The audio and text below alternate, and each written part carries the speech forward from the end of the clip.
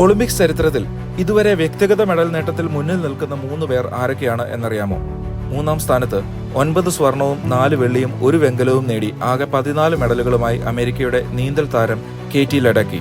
ഈ കഴിഞ്ഞ 2024 ഒളിമ്പിക്സിൽ മാത്രം 4 മെഡലുകൾ നേടിയ കേറ്റി ഇതുവരെ 4 ഒളിമ്പിക്സുകളിൽ പങ്കെടുത്തിട്ടുമുണ്ട്. 2-ാം സ്ഥാനത്തുള്ളത് പഴയ സോവിയറ്റ് യൂണിയന്റെ ജിംനാസ്റ്റിക്സ് താരമായ ലാരിസ ലാറ്റിനിനയാണ്. 1956 മുതൽ 64 വരെ നടന്ന 3 ഒളിമ്പിക്സുകളിൽ നിന്ന് 9 സ്വർണവും 5 വെള്ളിയും 4 വെങ്കലവും നേടി 18 മെഡലുകൾ ലാരിസ തന്റെ പേരിലാക്കിയിട്ടുണ്ട്. സമാനതകളില്ലാത്ത മെഡൽ നേട്ടവുമായി 1-ാം സ്ഥാനത്തുള്ളത് the undisputed king of swimming അമേരിക്കയുടെ മൈക്കൽ ഫെൽപ്സ്.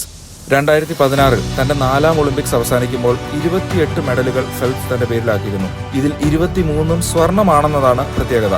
കേവലം 3 തവണ മാത്രം 2-ാം സ്ഥാനത്തും 2 തവണ മാത്രം 3-ാം സ്ഥാനത്തുമായ ഫെൽപ്സിന്റെ റെക്കോർഡ് തകർക്കുക എന്നത് അസാധ്യമാണ് എന്ന് പലരും കരുതുന്നു. നിങ്ങൾക്ക് എന്ത് തോന്നുന്നു?